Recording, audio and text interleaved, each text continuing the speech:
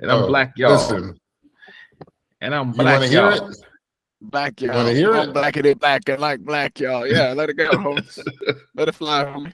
Want to hear it? Here it go. Welcome to the 30th episode of Born in Trouble. I'm your host, John X.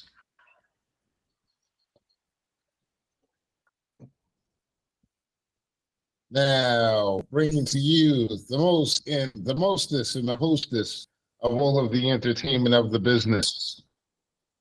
I'm going to start this live stream right now for the 3 people that are going to listen. Maybe 300. The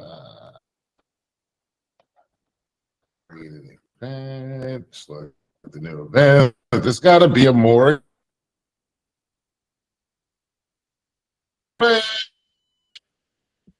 So, fellas. Chip.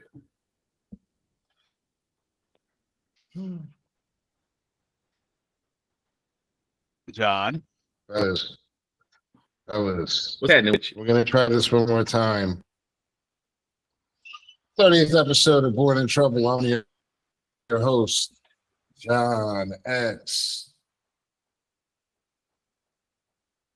And coming from parts unknown, New Jersey, Pennsylvania, the man, Mr. Brooks, who never read books. What's going on?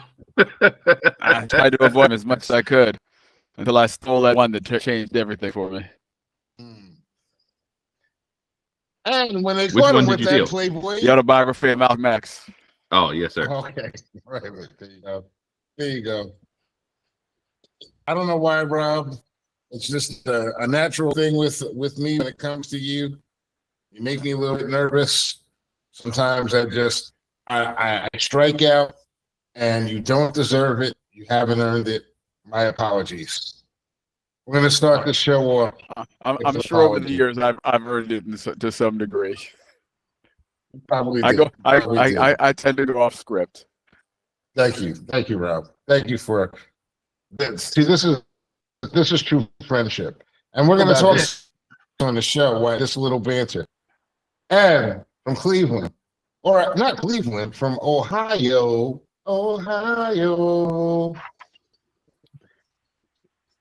Reggie Mr. Reggie Wood.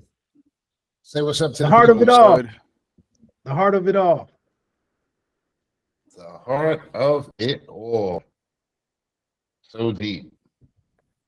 I'm going to come back to that one too. And of course, from Detroit, Michigan, home of City Wangs. 2896 West Grand Boulevard, Detroit, Michigan. Come down and get you some City Wangs. City Wangs. The wings of fire, and if your house or other building that you happen to be in happens to catch on fire, you may also meet this man, Mr. Grant Wangfest. Yes, sir. What up, though? So, fellas, how's everybody doing today? Is this the last show of the year? Calendar year. True. Yeah, man. Not the Born in Trouble year. You got, a couple more months of that, but it's the last show of the year. We won't be back this year. So, fellas, go ahead. This year flew by. I was just that's all I want to say. This year has flown the fuck by. So, any regrets about this year? Anything you guys look forward to next year? Everything copacetic, as they would say. Is it all good? Are we looking forward to next year? Always looking next forward year. To the future. We've had relative peace in the world for the past at least in the United States world for the past 2 years, minus inflation, which is a bitch, and everybody's really uptight about the lack of money or the way that money is circulating these days, and that's an actual real thing. But all in all, you think it was a good year? I would think that most people have no idea about what actual monetary policy is, and they are They're upset about the prices at Walmart being higher, but they have no idea about the flow of money and all that other stuff. It's very local. It's very retail. Is it? The printing of money and the ballooning of the debt, they don't care about that. The only time they care about that is when Congress is arguing about it and threatening to stop paying government workers. Is it black people's fault? Is it? That's always like is it black people's first question. fault? Is it? Can we blame it on black people? Is it black people's fault? I'm sure somebody thought about it. Say again? Did you do something, Reg, that caused this inflation as a black person? Did you do this? Grant, did you do this? It's probably of some people that just generally hold that belief that we did. If they weren't providing all these services to people like us, then they'd have Right. more money for their things. Right. That's the Right. general Think so? comment that I've received. Yeah, and not only that, but the more important thing is that you're not grateful for it. Oh, You should definitely be more grateful for it in the process. Got to put that cherry on the top. Yeah. Wasn't there a senator that just shut down like poor children getting like $40 a month? In like Iowa somewhere. Yeah, I thought I saw something on that in the last 10 days. It was like in Iowa somewhere. I'm gonna look it up real quick. This senator or governor, said it's not sustainable to give $40 a month to kids from low income families for food. Hey. So we'll have them go out and get it themselves. yeah, just go ahead and die and everything. But- What were you trying to bring Well, out of the the twist? state can't be that lucky. The governor can't be that lucky. He's gonna have to deal But with them growing up to be crooks. Here's the question. The low income families in Iowa are probably Not black. not colored people. Majority. Not brown, not Indian, not Chinese, they probably just PWTs. Well, here's the thing. This is when the theories on white culture really go and get tested the most is in times like this. Because what is the old adage? It's that white people rely upon each other to get by. Was that Right. necessarily true? Do you think that we're going to see that happen in Iowa now? Because these people are now going to be down for it. Because the majority, we're not talking like in fallacies here. We're talking realities here on this show. And the majority of people that are on welfare in the United States of America are white people. Right. The majority, But they're- numbers wise. I don't know that there's ever been a program that was designed specifically for black folks. I think we just kind of eat off of the crumbs from whatever legislation was put out there. I mean, it could have had us in mind, but we don't benefit from it the most because I mean, we don't have enough people. Can they preclude us? Is there a way is that what's coming down the line? I mean, I find it interesting. We talk about this. We had a whole year where Congress passed, I believe it was 2 bills during the course of the entire year, and both of them were involving aid to Israel. That's crazy. People are generally facing food insufficiency, job insufficiency, and we're talking about Simone Biles and how she picked her husband. The fact that a black man with confidence got a black woman with supreme talent and confidence. How did that happen? What a shocking development. Right. You know, Didn't I love Jimmy- the fact that he said, "I'm the catch." How'd she get me? Didn't Jimmy the Greek Hey, propose something on that? Yeah. No The doubt. Greek lost his job because he thought, there were certain physical attributes that we had based on breeding during slavery that made us superior and dangerous on the football field. That was the end of the Greek's career. yeah, well, I mean, obviously, the problem is the whole dating thing with her. And like people, I think it's funny that we have all these really serious issues in this country and in this community. And what the Black community is talking about is the dude that she got married to. He's not good enough. It's always the wizard, my Right. man. It's always the wizard. It's never you never look at the guy behind the curtain. Just look at this wizard right here. It's always the same. So We like to stick to dinner table topics or whatever they call those issues. Right. Yeah, be it Kim Kardashian or Kanye West or, you know, whatever Stephon Diggs is wearing, whatever dress he wearing to the game. I mean, you know, all this stuff is just fodder. While they hoarding the money, you keep looking at this wizard right here and pay no attention to the man behind the curtain. Go look at a Shade Room Instagram post, the average Shade Room Instagram post, or some gossip or whatever these, I don't even know what all of them are, but I hear the Shade Room. And then go look at like Black Enterprise, the number, the engagement from those posts in the comments. Right. It's not even in the same stratosphere. That's crazy. I was about to say, I think John just froze up on. We lost the host. We lost the host. We lost him. But are we still streaming through though? Like the two I guess so. Are up in the corner. I guess so. Yeah, I see him up there. So, but yeah, I think you're right, Wood. I think you know, people engage in base kind of stuff. It's never on the lower vibration level. It's never on the higher vibration level. I mean, I see substantive, logical,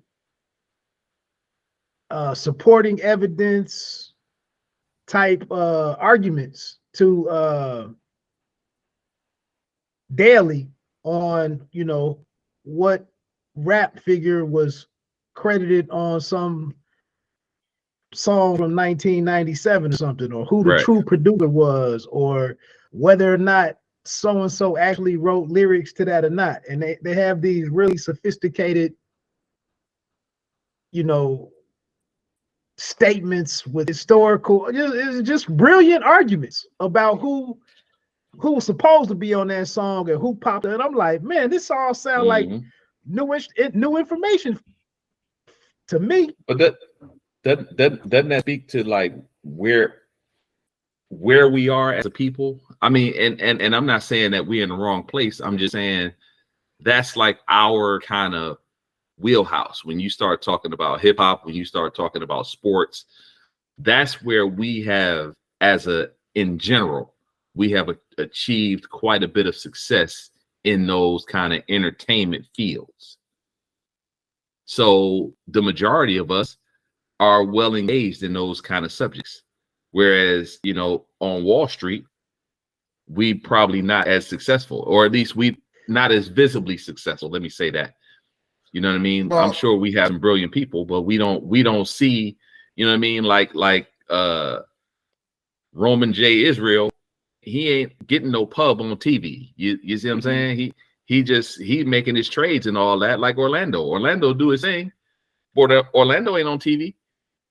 So don't nobody know who he is. So very few people are engaged with him. Mm-hmm. Well, let me ask a question.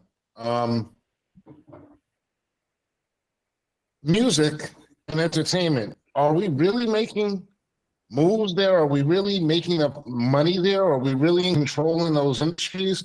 We just had Taraji Henson, you know, crying on the internet about her being a poor $12 million estate that she actually owns, that she's actually made from being underpaid as an actress. She feels her entire career. And of course, when it comes to a Black woman as an actress, you know, that's when you get a lot of trolls coming in and saying that $12 million to act, I'd be happy to have that. Nobody says anything about someone else making that money, about white people when they complain about making that money, but her. And by her, they felt very comfortable telling her that they'd be very happy with her making that money. But what I'm saying is that it goes to bear. are we really making the money in these industries? Because, a guy like Puff is making money, a guy like Jay-Z is making money. And I saw something really interesting today, an article. It was like, they were saying that, or maybe it was an argument, somebody had made a claim that Puffy and Jay-Z want Kanye West because he is against the establishment of music, the music business as it exists now.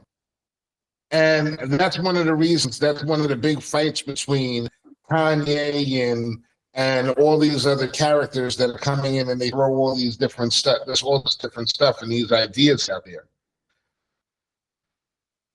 Do we really have control of those things when someone like Liar Cohen can say, well, I don't put these artists out here because I got mouths to feed? When you're talking about gangster rap, when you're talking about the development and the art of rap music, R&B music, it's deteriorated. So, is that under our watch? So here's what I would say. This 400-year head start that white people have had, even though everything is quote unquote available now, or quote unquote equal now. We have opportunities just like they have opportunities. But that 400-year head start will never allow us to own anything of any significance, because white money can always come in. Big bank take little bank. White money can always come in and take it over, regardless to what it is, even if you don't want to sell it, right? If you come up with an idea and you don't want to sell it, they can still block you from doing what you have to do, right? Well, we saw that with BET. Right. So I say that only to say we'll never truly make the money, right? So in this, I don't know how many $1 billion they make in the record industry, but whatever small percentage Black folks make out of that, they make way more than people that work at McDonald's, people that work at Target, people that, are teachers, you know what I mean? So to us, to working people as a firefighter, I would love to be able to make whatever money Taraji is making, right? However, on Taraji's level, Taraji is not making the money that she should be making, right? So it's scalable, but we don't look at it like that. The people that you see responding to Taraji are people that are firemen, that are they're wage workers. Right, they're wage workers, exactly. So they're not making that money. So of course to them. No, well, Rob, like, you have some experience as being talent, and dealing with the negotiations. How do these things work? They got ways that they see things, man, and they attribute a value to someone's role or whatever, and that kind of, I've said this many times. People need to talk more about what they're making, because that's why, like Taraji's had situations. I forgot who it was, but she was on a set on a movie with a white woman, and this white woman actually gave up part of her pay to bring Taraji's up to get them equal. Right. Like, it's not an uncommon thing for them. Terrence Howard's going through it now with the producers of Hustle and Flow. They still owe him money? He's actually, well, no, so what they did was, he got paid, I think he said he made $12,000 from Hustle and Flow. And what they did was, on the recordings in the movie, they attributed the recordings of the movie, if you watch the credits, instead of saying Terrence Howard as whatever, they just put his character's name. So the royalties, the mechanical royalties, go back to the movie studio, and that's Terrence Howard. So he didn't make a cent off those songs. Like, and that's pretty slick. They do in these contracts and whatever. Oh yeah, well, they believe me. They know how to hold on to their money. Yeah, DJ. So all the songs are recorded. Yeah. So the movie company gets the royalties, and that's, it's not uncommon. Like, why they see you as this. Yeah, why is it? But is it okay? Why is it normalized? Like, Like that's my whole thing. My whole issue with a lot of these things. I see these people online. There was a big thing with Dr. Umar online talking about, once again, talking about if you're with a white person, then you can't be, you're not automatically, you're not black at all because you hate yourself and everything. And my whole problem is that we make the assumption for each other as if they can possibly be true. And we allow these people to actually say these things. And because we allow them to say it, it becomes the truth. It essentially becomes the truth. What's happening with DJ? Like you said that so nonchalantly, this is how they do things and how it goes about. And we're like, and this is not an indictment on you whatsoever, Rob. It's like, you're speaking to the experience. That's what I asked you to do, to speak to the experience and what it actually is. But why are we so accepting of these things? You've got groups that are out there yelling at the top of their lungs for simple things like being able to walk out and wear a dress and nobody say anything to them. But this is an actual fiscal thing where they are taking money out of your pocket, but yet black people are quiet as a mouse about it, or them casting aspersions on Taraji. I mean, there's a lot of it is everybody wants to be in Hollywood. Everybody would be happy just to be in the picture. And so on a movie set, on a regular day on a movie set, you got Leonardo DiCaprio getting whatever he's getting. He's getting $20 million plus 2% of the, after they recoup their costs. He's getting everything. And in some of those same shots in the background, there's a guy who's making $50 for the day. Like, pay disparities exist on a movie set, just period.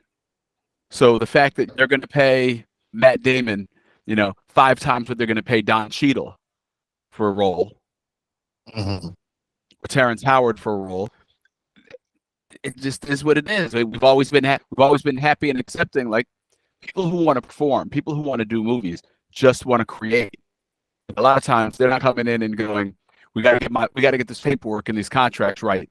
They just want the job. They just want to do the work, and so they're easy to exploit. I get it. I get that 100%. But when we talk in terms of pay disparity, women, you can be up in arms about pay disparity with women. You can be up in arms with pay disparity about members of the LGBTQI. You can be up in arms about immigrant pay. But when it comes to black people, it's just this thing that we're just supposed to accept that it is what it is. And we make our arguments. I think a lot of it was us, though. I would be willing to bet a lot of the trolls who were applying to Taraji were us. I bet. Like, I don't think a lot of white people care what Taraji makes. I bet with Rob on that. Right. Let me throw something out though. A lot of this though is just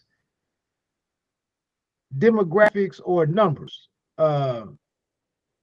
I just saw on they had I don't know what was going on with Celine Dion. I guess she has an illness that's incurable or something, but her net worth is over $850 million as a singer, as a a vocalist, performing and recording artist. But that's to her performing for the majority of this country, some 240 potential Americans.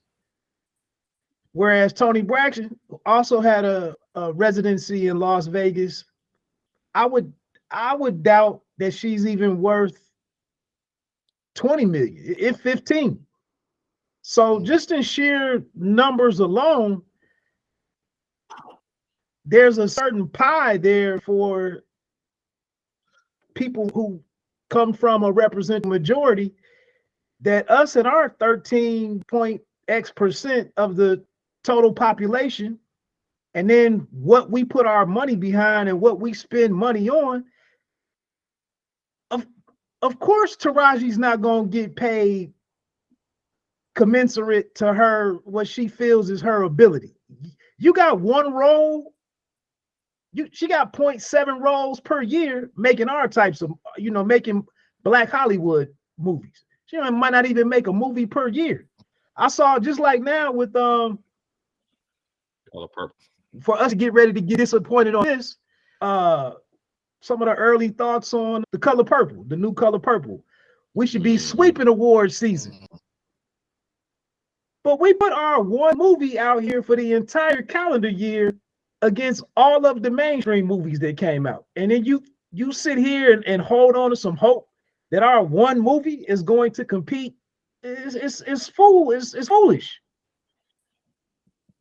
I think that so, and just to kind of circle back, Tony Braxton is worth about 16 million. So to your point, but so other than Meryl Streep, right, and the most accomplished actress out there is Viola Davis, right? She's won every award. She's done it all. She don't get close to the numbers. Not close. But what will be said is that she won't draw. Right. She right? can't open a picture. Right.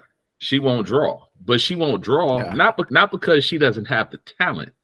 She won't draw simply based off of the numbers. Like, so going back to Iowa, who in Iowa is going to see The Color Purple? You know what I mean? Like, I mean, nobody outside of Des Moines. You may have 25%. Let's just say in Michigan, you may have 25% of the population that go see The Color Purple. Right? Let's just use that number. But they in will Iowa, stream that bitch. They will stream absolutely. It. Yeah, absolutely. But now you're talking about money on the back end. The streaming changes the money for formula though. Like hard ticket sales equal cash in people's pocket. Streaming, that's one of the reasons why they were on strike this year. Streaming hasn't added money the same way, it doesn't enrich the artist in the same way. And even with the new deal, it's still not going to be anywhere near what it was. The type of royalties you'd get, like, hey, every time this thing appears on HBO, I get $6 or whatever. And, it's on HBO 57 times. That streaming thing is a different type of calculus. Yeah, so it's going to stream, but how much money that's going to affect the box office? Dave Chappelle just asked everybody, or not just, but a couple years ago, asked everybody to stop watching Chappelle's show. Oh, because it was on HBO or whatever show, whatever channel it was on, Netflix or whatever, and he wasn't getting bread from it. Yeah, they did cut a deal with him, but the fact that they had to come back and cut a deal with him. Right. Like that's the problem. But question though, not trying to be devil's advocate or play devil's advocate or whatever, but with Terrence Howard's particular situation, he didn't write the song. These were basically part of your script. And you just, unless you sat there and put pen to pad, you just performed it. Now, I'm not saying that he does, even as a performer. I'm not saying he doesn't deserve anything. I'm not saying he doesn't deserve anything, but that's an interesting detail when you want to get into. And I don't know who the hell is streaming whatever that song was, "Hard Out Here for a Pimp" or whatever, but I guess that's my thing for us. And rushing to get into show business and rushing to get into the music business, there's kind of not the understanding that the more that you contribute to the finished results entitles you to more of however the money that's generated, the more that you actually do. But if you just show up and they tell you something and you sing it, your money might be short. Your money's going to be shorter, but you should still get something because ultimately it's your interpretation of that. I agree. I agree. Like there were words on paper, and even with the same beat, cats can come up with 1,000 different interpretations of the song and put emphasis in different spots and take something that everybody thinks is a surefire hit and make it mush. Right. I totally agree with that. I'm just saying, to me, I think it's more. I think your battle is going to be tougher for you to show what your leverage is to get what you want. you're gonna have to fight more. I feel. Oh, he have to Absolutely, he's fight gonna because have to he's, fight you know, more. he's coming, 15, 20 years after the fact. So he'd have to fight, and he's got a contract, and that he agreed to, and I'm Well, sure somewhere in there was buried in there. I think that's pretty smart because I mean, by waiting 15 years, that small amount of money that he would be entitled to as a performer, it might be a little bit bigger today. It might actually be something significant, even if it's just $1 million. It could be $1 million is good for me. I'm sure it's good for tenants too, especially noting how little they pay these people. Just backtracking to a couple of things that were said. Toni Braxton, I'm not sure she's the draw as some other people might be in Las Vegas. I mean, I would go see her, but I don't know if she has the she's not really is she in that Whitney Houston class, or is she more like R&B? No, So she's more R&B. Nobody crossed over like Whitney. right. Nobody has crossed over like Whitney. But I mean, she was a big R&B star, light pop star, Toni Braxton. But the assumption is, and this is the wicked game that they've sort of played with us for years, because when there's a movie featuring white people, it's for everybody, and we should all be able to understand the concepts, Right. or whatever. When there's a movie that features black people, well, maybe people can't relate to those characters. Toni Braxton sings like a motherfucker. Everybody Right. should be able to relate to what she's putting down. But she's R&B. No, that voice is golden. No, And she was, and in her prime, she was top shelf squad too. Yo, listen. I only brought Toni Braxton up for the simple fact, the through line of a Vegas residency. But that's why I said it gets down to a number situation where we're not going out to Vegas enough, and we're not buying enough of her tickets. I think they said that Celine Dion's residency was like maybe 10 to 13 years or something. She performed like 1,400 shows to generate that $860 million of net worth. So I'm saying even the price per ticket is going to be significantly different between those. Right. Two. Absolutely. And they should. That's why I say it just comes down to sheer numbers. She's got to We're fill. always going to struggle. Yeah, but she's only got to fill. Las Vegas Arena's probably got to fill 2,500 seats a night. Not like she's got to fill the Wells Fargo every night and get 20,000 people. Probably got to fill 2,500 seats, and out of a couple million black people, you can probably fill all this. Them reaching out for more black artists, all based on the success that Usher has had with his residency. Right. And she ain't gonna make Celine Dion money, but she gonna make good money. Now and we that's got the Wu-Tang thing. Like, going out there. Absolutely. I'll be there. Oh, you going? Yeah, bro. I'm going to the Super Bowl for sure. And I got my Wu tickets already. But let's jump back a little bit. So we know Jason Weaver, the young brother that was so we know his story where his mom made the decision not to take the $2 million up front and to a lot of times if you just delay the gratification, you can get a bigger piece of the pie, but you got to believe enough in you and have the means to delay the gratification. Yeah. Right. And just coming from hip hop, we know in hip hop, it ain't really no delaying gratification because we be needing it right now.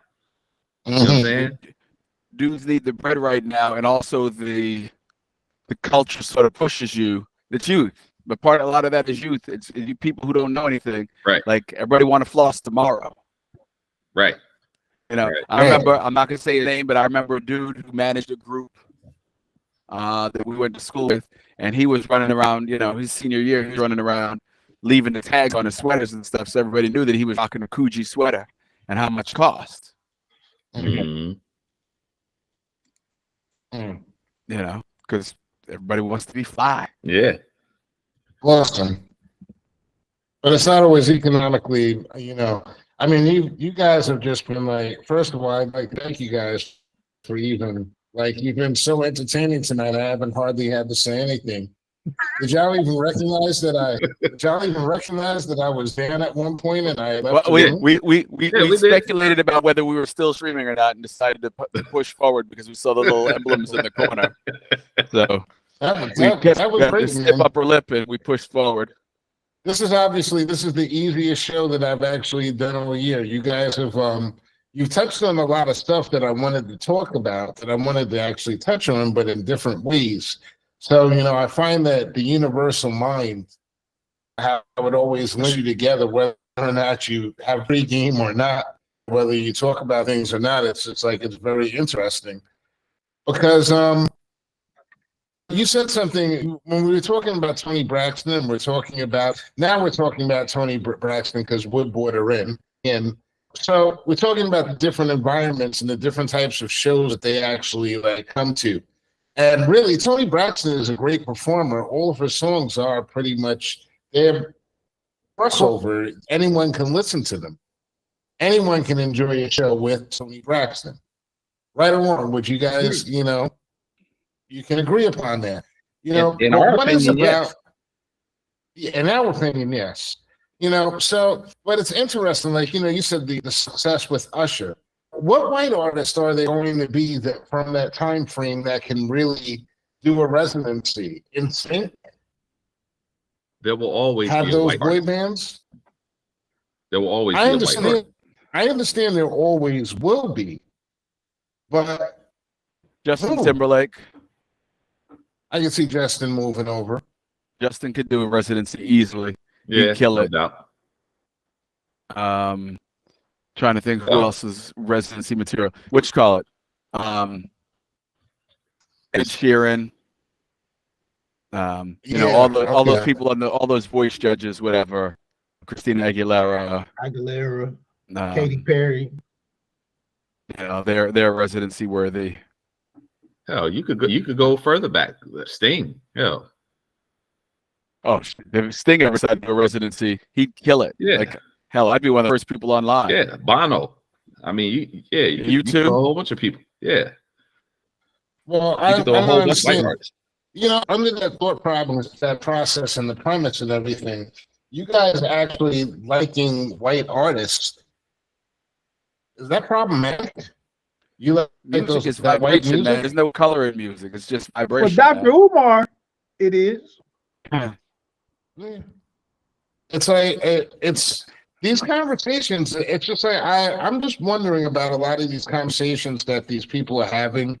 Just to bring it back to the beginning before I even crapped out, I'm just having a hard time finding the new activism and activity in these young people, because the arguments that they're invested in are totally vapid. There's no substance to it whatsoever. They're more busy arguing about who's actually black. Serious and everything. Going after who's actually black, who isn't, who's African, who's non-African. This girl's husband is her husband a baller enough? Does he has the nerve to say that he's a catch and have confidence? The attack on black men is real. I'm sorry. I don't think a lot of people are just want to talk about it and they don't want to have a conversation. They don't want to believe it. But the attack on black men is real. On all levels. Everything that we've talked about today has some element of attacking or discrediting black men. How did we get to this point? Seriously, how did we get to this point? We've always been at this point. There's never been a time that we haven't been at this point. Is it just when wasn't an open season on black men? It's just that the sisters I don't even think they're seeing it right now. That whole attack on Simone Biles and them, I found it ridiculous and funny simultaneously, but it's ridiculous. This is a woman who went out and she set the standards for who she wanted in a mate. They had a conversation. People are upset because he didn't know who you were. he pretended that he didn't know who. I mean, whether he knew or whether he didn't know who she was or who she wasn't, they bonded and they connected off of that. Maybe what she's actually saying is that maybe if some of y'all wasn't an upper ass all the time and you didn't know who she was, she might like you a little bit more. She might want to spend more time with you instead. It seems to me like people are trying to set standards for everything that what she did makes perfect sense to me. It makes perfect sense. She strives as an athlete. He strives as an athlete. He may not be on her level, but they were in the same types of business and understandings and everything. They share a sense of humor, and obviously they were able to get along with each other. I don't understand why it is such a big deal. These people, who are these people who told these young people to go out and give fucking dating advice? First of all, you're young as fuck, you ain't been through shit. You never experienced anything. But young people are going through something that we didn't. Like their dating world is very different than the dating world that we went through. They're experiencing this thing in a completely different way. The proximity effect has completely been blown out. Like they're fishing in stocked lakes. They just don't have any fucking social skills. Because you should be able to close out a couple times a week with this shit. But if that's your thing. But anyway, like they're going through different shit. So they're giving experience based on what they're living. Most people don't look at their lives and go, hey, I've got these 3 roads ahead of me. I have to make a decision and pick one. Most people think that what they're doing is what they have to do. Okay, I can understand. There is no other road.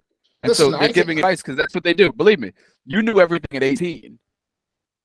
You were the smartest motherfucker on the planet at 18, and probably even 21, even smarter. It's not till you actually have to start paying your own bills and keeping yourself afloat that you start to go, oh, this adult shit.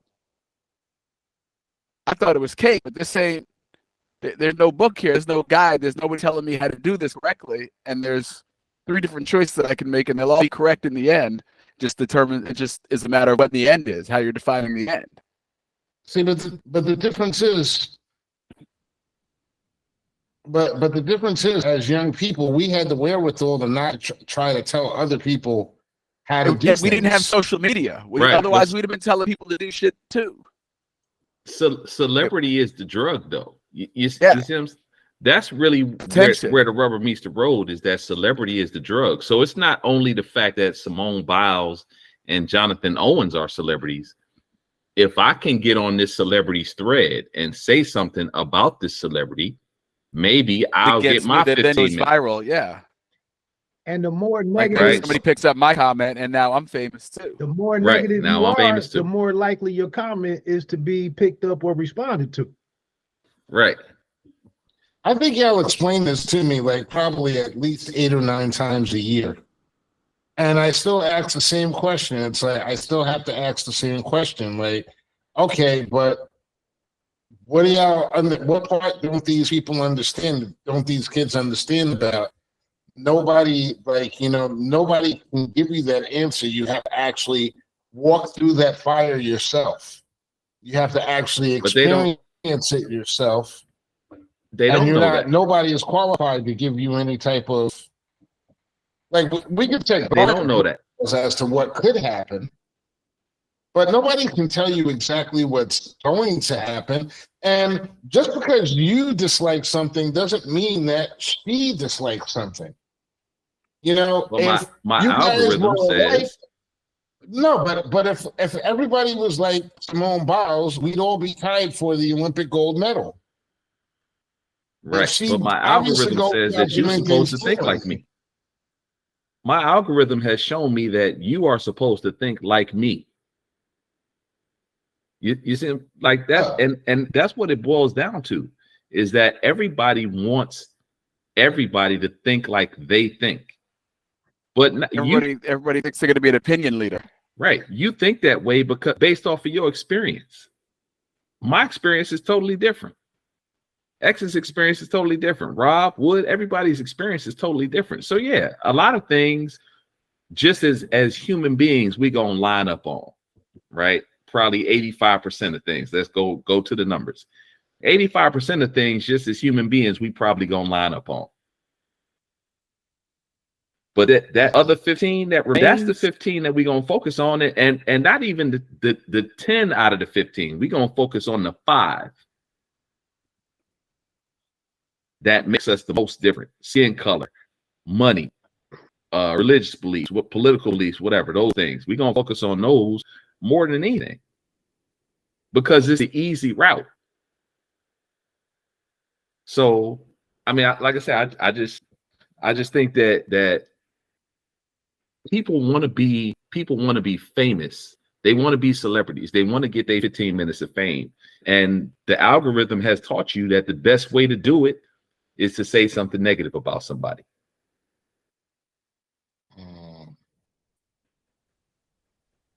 You know, it's unfair today's younger people.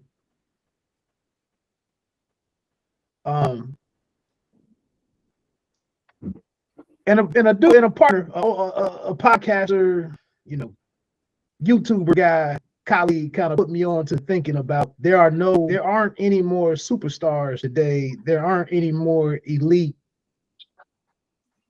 you know, and universal figures. But we didn't know what the hell Michael Jackson was doing until he wanted us to know what he was doing, until he wanted to engage with us and deliver a new album to us. You didn't see what restaurants he was at, where he was vacationing, what new animal he bought, what new trainer he's working with, and you didn't know all of this shit about Mike. You just saw when the new project was coming together, you got a 2-week heads up on the new video. Yeah, he do a media blitz pointing everybody towards his new release. And then he put out 3 or 4 videos. He do his tour for a year and a half or whatever, and then he disappeared. You know, and the press controlled anything until the next album. But now to just sit up and follow all of these different celebrities and see what they're doing daily and interact with them and tell them what you think, and you know, your shoes are trash, your hoodie is trash, where you get that hoodie from, we didn't have that. Right, but the mind state has changed though based off of this tech. So yeah. Not everybody is a Sade who can come out with a record every 10 years and still hit the numbers, or Erykah Badu who can come out with a record every 7 years and still hit her numbers. Those things don't happen for most celebrities. Most celebrities feel like they have a short window, they have a small window, and they have to be as relevant as they can for as long as they can. And the only way to stay relevant is to be out here on social media doing whatever it is you're doing. And you got the people who are promoting you, the management, the artist management, whatever. They're pushing you to stay relevant because that makes their job easier.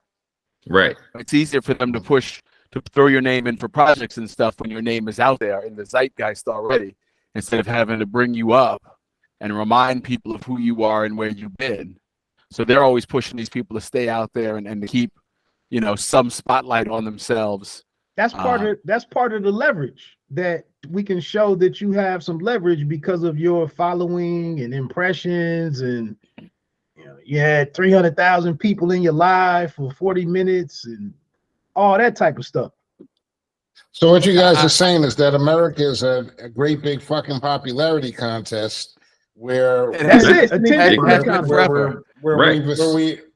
essentially used to pride ourselves on being the quote unquote intellectual, most intelligent, most elegant, and capable in the world. And now we're just the most fucking popular. Dude, we hired a fucking former reality television star as our last fucking president. Right. Like if in case you weren't aware, we had jumped the shark. You know, in 2016 when we hired a fucking reality show guy to be president. But I saw an interview got a shot this year. Absolutely. Well, we had a B-list actor in the 80s, right? Oh, we did. We had Ron Reagan. Yeah. Yeah, So another popularity contest. Peanut Jimmy Farmer Carter. before that. Jimmy Carter was a good, decent human being and a good Right. public servant. Like he actually believed in the greater good and everybody contributing. Mhm. And we booted him for a fucking actor with his wife's hand stuck up his ass. Oh, they hated him. They hated Jimmy Carter. Jimmy Carter was the most hated president in the history of the world, Yeah, and all he did he's was up there. build Habitat for Humanity homes. He was He- still alive, and him and his wife were basically out there with a hammer and a nail. Oh yeah, but he couldn't get them hostages home, and it's a very good chance that the Republicans helped keep him over there until Yeah, he till didn't their play boy dirty got in enough. office. Look at their way. No, he did not He play didn't dirty enough. He was play not willing to dirty get enough. down in the muck. He didn't play He dirty was not enough. about that. Nah, And that's what- he was a phenomenal human being in too many ways. That was actually probably the apex of the liberal movement, quote unquote, liberal, free love, peace, love, hippie movement, was President Carter being elected, because he actually represented so many good, he represented the good feeling of America, even the South. He was the Southern candidate. Coming out of the South after Jim Crow, this was like 12 years after the Civil Rights Act, and they had peace between both parts of the Union with Jimmy Carter being president. And white people couldn't stand it. They'll never be able to live with peace. They don't want peace as a way of life. That's not an acceptable option, where people are actually doing well, where equity is actually a thing. And people just need to come to that realization and deal with it accordingly. I was getting ready to say, didn't Carter get in trouble for handling the gas shortage in a way that he could be attacked or something? He did a lot of things that were right, that were wrong. Like he tried to make it a According to sensible, like, let's ration this out or something, and they were like, nah, bro, you too soft. Right. You way too thoughtful. He came off of that Nixon Gerald Ford kind of fiasco. So he inherited a whole lot of problems. Yeah. Yeah. And detractors, because they were mad. Because like, it's not so much you catching me, it's the fact that you actually know. It is the catching me. It's like the consequences aren't it, but it's just simple fact that you have to drop the facade of being clean, being good, being strong, being right, being just. It's all fucked up in the game. But can good ever win? Ah. That's really in my mind. My cousin Nass and I always had this conversation about if good can ever really beat evil. Evil is going to do anything it can. Evil will do anything it can to win. And it'll kill good if it could. Good would not kill evil. It'll just keep letting evil come back. Yeah. The only way good actually could actually win is if the soldiers for good basically got a free pass for doing everything that had to be done outside of the community. That would mean, and I guess that's what they're trying to do with Israel. But what do we say? I guess that's the justification for the decisions that they've made in Palestine. Is that they are the good ones, so everything that they do is actually justified. It's eradicate these people from the lands of former Palestine, now Israel. I saw something funny about that. It's just the one thing. This is the first year that they didn't actually celebrate Christmas in Israel, because they actually bombed Bethlehem. Wow. The place where they used to traditionally have the gathering, because it's an all-inclusive place where Muslims and Christians and Jews used to all come and congregate, but that's no longer allowed. That's not going to happen anymore. Well, You're going to need a it didn't happen passport this year, but they say they were losing $2.5 million a day. because of the lack of tourism there. That's crushing. It's not crushing for them. It's okay because the Americans, the only bills that have been passed in the United States of America are aid bills to Israel. We the American people are going to make up that gap. We're going to make that gap up.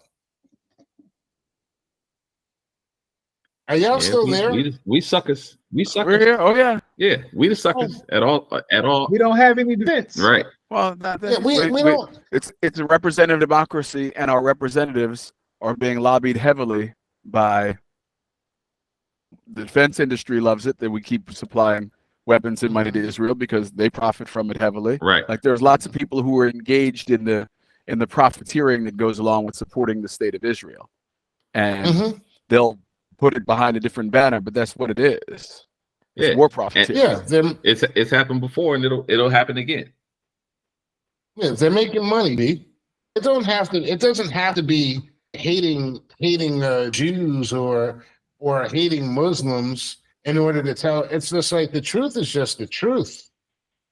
They're making mad money on it, and they're going to continue to make money on it, and that's just basically the way that's going down.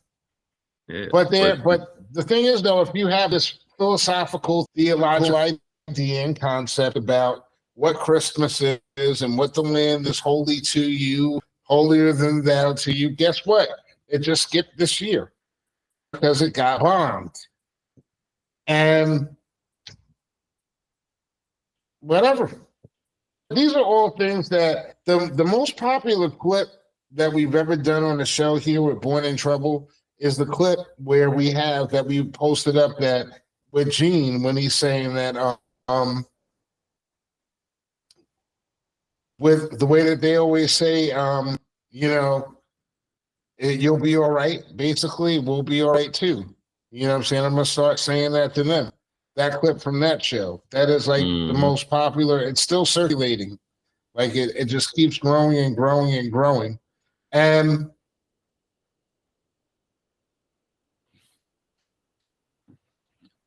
look, it's real. It's real. I mean, we know that we believe that the truth is the truth, but the truth is only the truth as long as until somebody doesn't like it. Once somebody doesn't like the truth, then is it still the truth? To your point with good and bad, and we didn't hit on this a few weeks ago, but the one Christian rapper D1 guy, he called out Rick Ross and Meek Mill, and I don't know why he threw Jim Jones in there, but he mentioned them too. And like you said, he was trying to do this for good, and just asking brothers to kind of like be real in what their music, and what their lyrics are. Right. And he was deemed a clout chaser, by many. And we don't even want to hear your point, and you trying to hold these brothers' feet to the fire. You a clout chaser. And he was like, and everything that he said was he supported it with specific scripture to help him not stand on business, to stand on the good word. And this fickle generation we got, you just clout chasing, bro. They just circle the wagons because they want to be challenged, but they want to challenge it in their way. They want them to go down, but they don't want them to go down in a righteous way. They don't want to have everything that they've done be questioned, and every decision that we've made as adults to be questioned and put out there. And someone would say the same thing that, well, weren't you involved? Didn't you? Yeah. You know what I'm saying? But not to that extent, and not to. And it's like, that's not the whole point. Is what happened? You know what I'm saying? What happened to the righteous brothers? You know what I'm saying? What happened to like looking out for each other? We had this conversation, like we just said about that. Rick Ross is getting money, and he's still getting paid, and he's still bragging about getting paid. But I don't see him actually putting anybody else on to actually get money. That's all in their circle that's closed up. If you want to get that money, you can't be a clout chaser. You've got to be a devotee. And on that note, Kiss the ring. kiss the ring. We're just You're big gonna shut- capitalists. Right. It just so happened that the New Edition movie was on again tonight, and I hate it Yeah. every time I see it when Michael Bivins turns around and shits on Boys to Men the same way that his management shit on him. It's the grimiest thing I've ever seen. But that's what they do in that business. Like, instead of going, I really hated it when they did that to me, I'm never going to let somebody do that again. They just rinse, wash, repeat, whatever. Yep. Yeah. Hey. God. I was just gonna mention. I thought about it last week. We had touched around some music subject and whatnot, but it used to be a record label called Hidden Beach. Mm-hmm. I never heard who ran that label, founded it, or whatever. But it had all the neo soul people over there, and you just didn't hear all this BS from these other labels.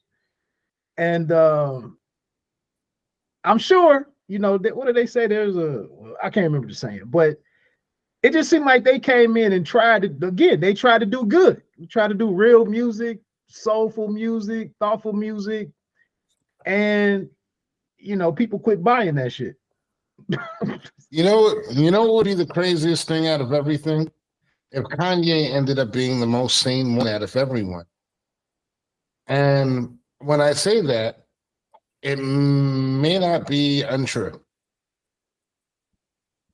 He may be the most listen, he says he's already said the thing that's made him, that's put him on that blacklist. But forget about that. Is he wrong about a lot of the stuff that he's saying? Is Kanye You saying wrong? is Kanye wrong? Yeah. Kanye's problem Kanye is speaking his truth. The problem, his problem now is that he can't make anything that anybody cares to listen to. Like, he can't put no hits on the radio.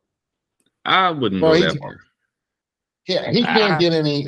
That whoop-dee scoop, boopity doop. You heard that song? Like, clearly his filter in the studio is not sterling right now. Like, if you've never heard that song off his last album, like, and he's like hyping it too. Like, these next bars, they're gonna be the hardest bars you've ever heard. And then he starts whoop-dee scooping, pooping. Like, he is clearly, something He's has in a changed. different space. He's in a very different space, and he's not like in an Andre 3000 space. Yeah, no. he's in a different space, but I think Kanye could put it together, because Kanye, I mean, if musical people can typically get it back. He has to Kanye has to get somebody he trusts to help him edit. Right. You know what I would like to see? I'm going to wrap this up. And once again, we're talking about all this popular culture. No, I'm not kicking you off. We can stay on as long as you want. But like I was saying, I think what would be best for Kanye would be for him to go out and find an artist to actually compliment him right now, and get in the studio and make one of those collaborations that basically sets it off. Culturally, we all like to stay relevant forever, but it's not his time.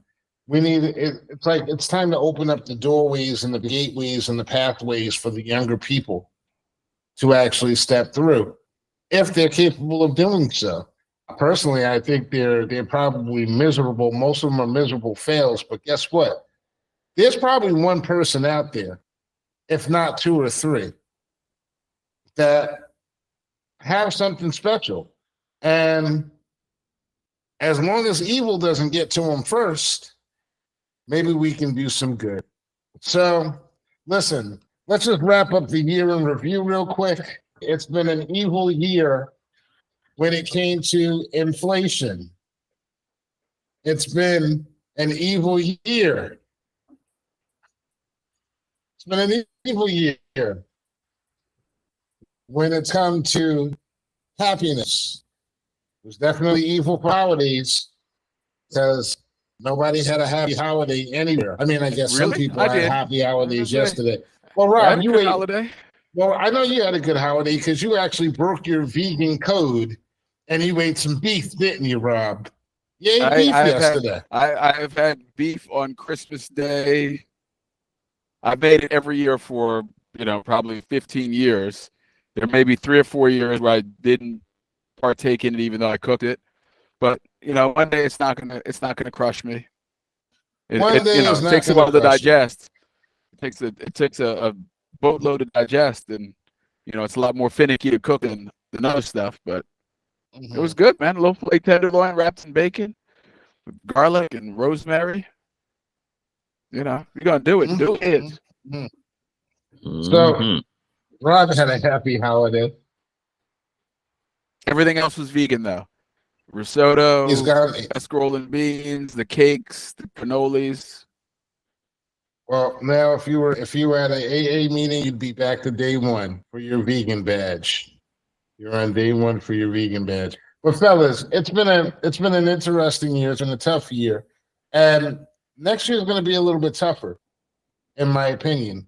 I think the rubber is going to hit the road this year, and we're going to find out exactly where we stand. I think when we get into 2025, there will be no longer any mysteries left in this world.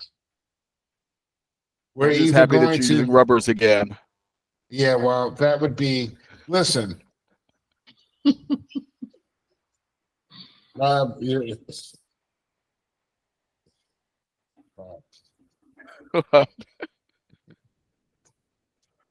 Wood, you got something to say to this guy, man? I can't.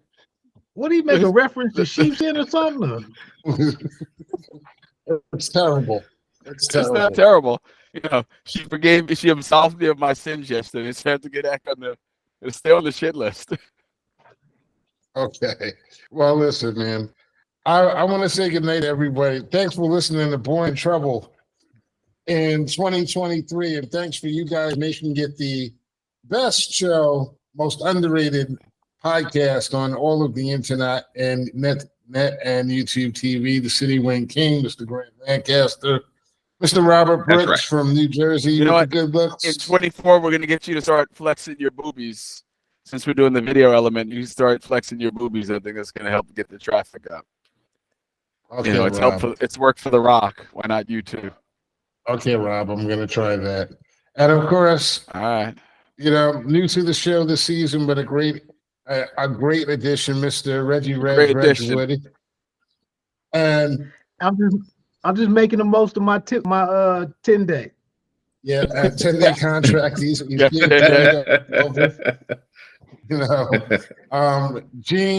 Gene Hopkins, definitely big shout out to you this year for being a great addition to the show.